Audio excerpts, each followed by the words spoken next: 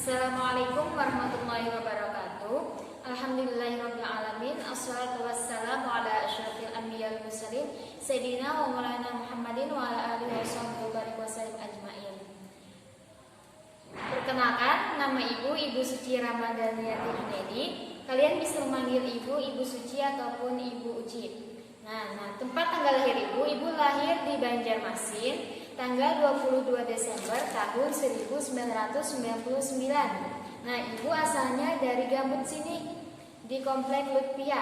Nah, dan juga Ibu mahasiswa dari UIN Antasari Banjarmasin, jurusan Pendidikan Agama Islam konsentrasi fikih, Fakultas Tarbiyah dan Keguruan. Jadi di sini Ibu sebagai mahasiswa PPL dari UIN Antasari Banjarmasin yang melaksanakan PPL di sekolahan kalian, yaitu Sekolah MTSN 1 Banjar. Nah, dan pada kesempatan ini karena Ibu mengambil konsentrasi fikih, maka Ibu akan mengajar pembelajaran fikih di sekolah kalian, yaitu lebih tepatnya di kelas 3 Senawiyah A dan juga kelas 3 Senawiyah B. Nah, pada pertemuan pertama kita kali ini, pembahasan pertama dari materi kelas 3 Senawiyah yaitu tentang kurban. Maka kita akan membahas tentang materi kurban setelah ini, dan mohon bagi anak-anak sekalian untuk mendengarkan materi yang akan Ibu jelaskan tentang kurban. Baiklah, langsung saja di sini Ibu akan menjelaskan tentang pembelajaran kita hari ini. Pertemuan pertama itu tentang kurban. Yang pertama yaitu mengenai pengertian daripada kurban. Nah, kurban di sini secara bahasa berarti dekat, yang mana dekat di sini mengandung makna yaitu mendekatkan diri kepada Allah Subhanahu wa taala. Lalu secara syariat atau secara istilah, kurban itu merupakan hewan yang disembelih dengan niat beribadah untuk mendekatkan diri kepada Allah Subhanahu wa taala dengan syarat-syarat dan waktu tertentu. Nah, jadi ada waktu tertentunya dalam melaksanakan ibadah kurban, tidak sembarangan waktunya, dan juga ada syarat-syaratnya dalam melaksanakan ibadah kurban. Nah, yang selanjutnya itu mengenai hukum ibadah kurban atau hukum kurban. Nah, yang pertama, berkurban merupakan ibadah yang disyariatkan bagi keluarga muslim yang mampu. Nah, dan juga sebagian ulama berpendapat bahwa berkurban itu wajib. Akan tetapi jumhur ulama berpendapat hukumnya sunnah muakkad. Maksudnya jumhur ulama itu kebanyakan ulama mengatakan bahwa hukum berkurban itu adalah sunnah muakkad. Kenapa diartikan sunnah muakkad? Karena sunnah muakkad di sini artinya bukan diwajibkan, tetapi dia lebih dianjurkan kepada setiap muslim yang memiliki kemampuan dan juga mukallaf, artinya sehat akalnya dan dewasa. Nah, itu diperbolehkan untuk melaksanakan kurban. Untuk pembahasan yang selanjutnya, nah, perintah didasarkan ibadah kurban atau hukum. Dalilnya, dalil dari mana sih kurban itu ada? Nah, itu di dalam Quran surah Al-Kautsar ayat 1 sampai ayat 3. Yang mana bunyinya Bismillahirrahmanirrahim. Inna a'tainakal kautsar fasholli lirabbika wanhar inna syanaka huwal abtar. Artinya, sesungguhnya kami telah memberikan kepadamu nikmat yang banyak, maka dirikanlah sholat karena Tuhanmu dan berkorbanlah. Nah, sesungguhnya orang-orang yang membenci kamu dialah yang terputus dari rahmat Allah Subhanahu wa taala. Quran surah Al-Kautsar ayat 1 sampai 3. Nah, di sini sudah jelas di ayat yang kedua dari Quran surah Al-Kautsar itu, di situ diterangkan bahwa Allah menyuruh kita untuk menunaikan sholat dan berkorban. Maka dari itu, kurban itu hukumnya sunnah muakkad. Sunnah muakkad bagi yang memang mampu untuk melaksanakan ibadah kurban. Kalau bagi orang yang kada mampu, kada wajib untuk melaksanakan ibadah kurban, daripada memudaratkan dirinya untuk melaksanakan kurban. Misalkan inya hakun mencuri atau hakun menjual rumah demi melaksanakan kurban, nah itu kan merugikan dirinya sendiri. Lebih baik tidak usah. Karena apa? Karena Tuhan sendiri selalu mempermudah hambanya.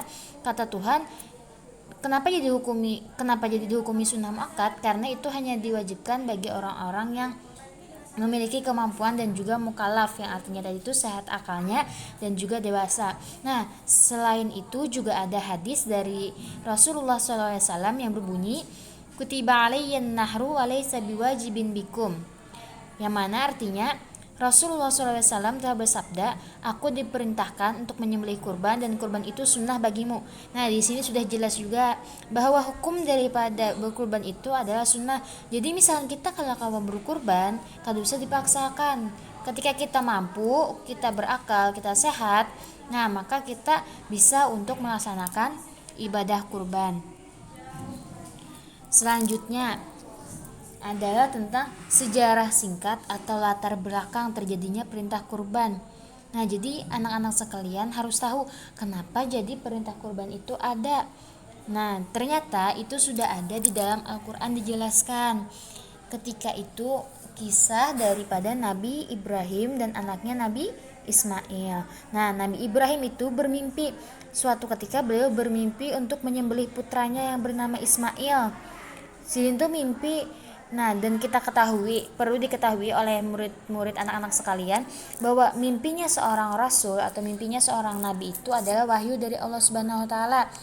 Lain kayak kita nih Pak, misalnya kita mimpi lalu misalkan disuruh dalam mimpi kita menyembelih saudara kita. Nah, maka itu bukan mimpi dari wahyu dari Allah, bukan, akan tetapi pokoknya beda antara mimpi kita dengan mimpinya seorang nabi ataupun rasul pilihan Tuhan. Jadi di sini latar belakang terjadinya perintah kurban itu berawal daripada kisah Nabi Ibrahim yang bermimpi menyembelih putranya disuruh oleh Allah Subhanahu wa taala. Nah, jadi ceritanya itu pada suatu malam Nabi Ibrahim itu bermimpi yang disuruh Allah Subhanahu wa taala untuk menyembelih Nabi Ismail, yang mana Nabi Ismail ini putra yang sangat dicintai oleh Nabi Ibrahim. Nah, pas beliau bangun dari tidurnya, maka beliau bercerita langsung kepada anaknya, Sidin, wahai Ismail, ya, sesungguhnya aku melihat dalam mimpi bahwa aku menyembelihmu. Maka bagaimana pendapatmu wahai anakku? Nah, amun kita zaman wahini, abah kita misalkan menyambat kita itu pasti kita indah bahai kada hendak ulun bahai. Nah, kada kawaka itu. Nah, sedangkan Nabi Ismail itu langsung menjawabi Nabi Ibrahim, yaitu ayahnya, jar beliau, hai bapakku, kerjakanlah apa yang diperintahkan kepadamu, insyaallah kamu akan mendapatiku termasuk orang-orang yang sabar. Nah, jadi Nabi Ismail itu adalah salah satu nabi yang paling sabar. Karena apa?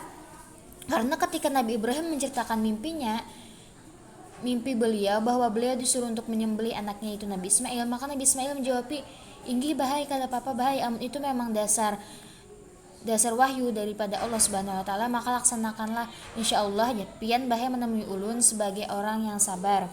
Kan luar biasa benar kisah daripada Nabi Ismail itu. Kita bisa mengambil teladan dari Nabi Ismail dan juga Nabi Ibrahim. Nah, lalu pada hari berikutnya ketika diceritakan kisah itu tadi, maka Nabi Ismail dengan segala kerendahan hati dan juga keikhlasan hati, dia menyerahkan diri untuk disembelih oleh ayahandanya, yaitu Nabi Ibrahim tadi. Nah, maksud daripada persembahan ini adalah sebagai bukti bahwa Nabi Ibrahim dan juga Nabi Ismail itu adalah salah satu hamba Allah yang memang taat akan perintah Allah Subhanahu wa taala. Nah, pada apabila terjadinya peristiwa penyembelihan Nabi Ismail itu terjadi pada hari ke-10 di bulan Dzulhijjah. Nah, Nabi Ibrahim itu menyembelih Nabi Ismail pada hari ke-10 di bulan Dzulhijjah. Makanya itu kita melaksanakan Hari Raya Idul Adha atau Hari Raya Kurban itu pada tanggal 10 Dzulhijjah. Nah, itu awal mulanya kenapa jadi kita Hari Raya Idul Adha itu ada istilah kurban. Nah, itu ceritanya dari Nabi Ibrahim dan juga Nabi Ismail ini. Nah, makanya itu ketika Nabi Ibrahim bersiap-siap untuk memenggal kepala Nabi Ismail, ternyata kuasa Allah, Nabi Ismail tidak ada di tempat. Ketika Nabi Ibrahim ingin menyembelih, ternyata diganti oleh Allah dengan seekor domba. Bahkan ada yang menyebutkan, riwayat lain menyebutkan digantikan dengan seekor lembu, pokoknya dengan seekor binatang ternak. Nah, itu kuasa Allah. Allah hanya ingin menguji apakah Nabi Ibrahim dan Nabi Ismail ini termasuk hamba-hambanya yang taat. Ternyata apa? Ternyata Nabi Ismail dan Nabi Ibrahim ini merupakan di antara pilihan Allah atau Rasul Allah yang memang taat dengan perintah Allah Subhanahu wa taala. Selanjutnya di sini juga ada tentang waktu kapan pelaksanaan kurban. Jadi pelaksanaan kurban ini kalau kawas sembarangan, misalkan buhan pian hendak menyembelih sapi ulun esok ya hari Minggu ya.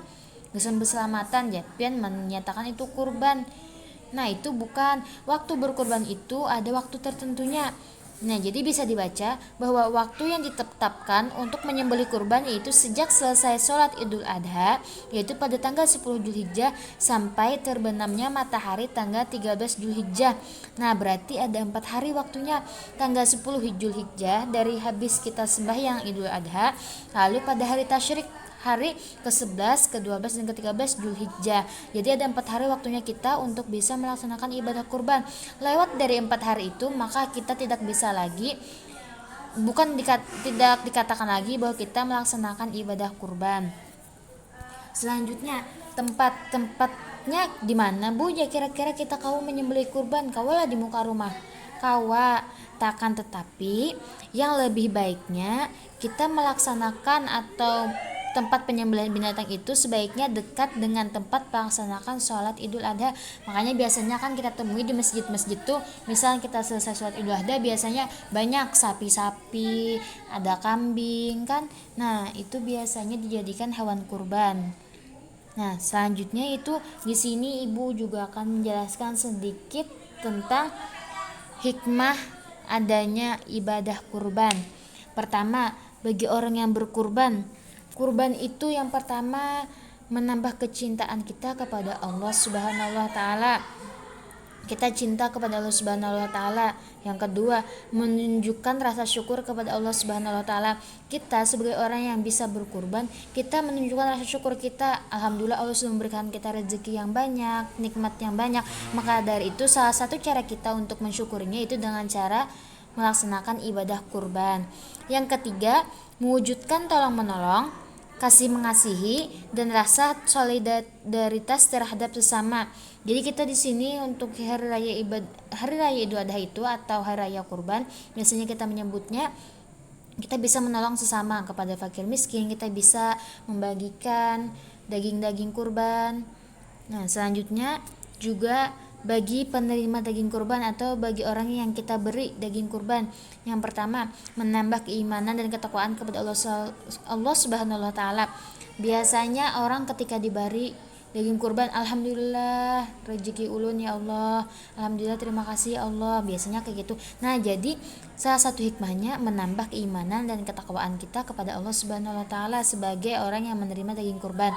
Yang kedua, bertambah semangat dalam hidupnya. Nah, biasanya orang semangat kalau dibagi daging kurban loh. Biasanya aja hanya belum lagi orang berbagi daging kurban, hanya diberi kuponnya aja orang-orang sudah semangat. Selanjutnya juga bagi kepentingan umum, artinya bagi kepentingan berataan kita sebagai umat manusia. Yang pertama, memperkokoh tali persaudaraan. Yang kedua, menumbuhkan dan meningkatkan kesadaran dalam beragama. Nah, selain itu juga yang perlu kalian ketahui bahwa daging hewan kurban itu lebih baiknya dibagikan kepada orang fakir miskin dan sebagiannya untuk orang yang berkurban, sebagaimana yang sudah difirmankan Allah Subhanahu wa taala dalam Quran surah Al-Hajj ayat 28, yang artinya supaya mereka menyaksikan berbagai manfaat bagi mereka dan supaya mereka menyebut nama Allah pada hari yang telah ditentukan atas rezeki yang Allah telah berikan kepada mereka berupa binatang ternak, maka makanlah sebagian daripadanya dan sebagian lagi berikanlah untuk dimakan orang-orang yang sengsara dan fakir. Nah, di situ sudah dijelaskan bahwa bahwa daging hewan kurban itu lebih baik diberikan kepada para fakir miskin dan sebagiannya lagi untuk orang yang berkurban. Dan juga yang perlu kita ketahui bahwa daging kurban itu lebih utamanya atau lebih afdolnya diberikan dalam bentuk masih daging mentah. Misalkan kan kita habis berkurban, kan biasanya bapak-bapak tuh menyembelih. Nah, untuk menyembelih kan biasanya dikuliti, kulit sapinya baru ditatak-tatak. Nah, itu karena dimasukkan dalam kantong plastik baru dibagikan kepada para orang-orang yang membutuhkan daging kurban itu. Nah, jadi sekian pembahasan Ibu. Nah, jadi itu tadi adalah pembelajaran kita hari ini, yaitu mengenai materi tentang kurban. Nah, jadi dapat kita simpulkan semuanya bahwa kurban itu berasal dari bahasa Arab, yaitu koruba ya kalabu kurban, yang berarti dekat. Yang mana dapat kita artikan bahwa kurban itu secara istilahnya adalah mendekatkan diri kepada Allah Subhanahu wa Ta'ala. Lalu tadi ada juga poin keduanya, melaksanakan ibadah kurban itu hukumnya sunnah muakkad. Artinya apa? Artinya disunahkan atau sangat dianjurkan sekali bagi orang yang mampu untuk mengerjakannya atau melaksanakannya. Selanjutnya di situ juga ada dijelaskan tentang dasar perintah kenapa jadi kurban itu ada.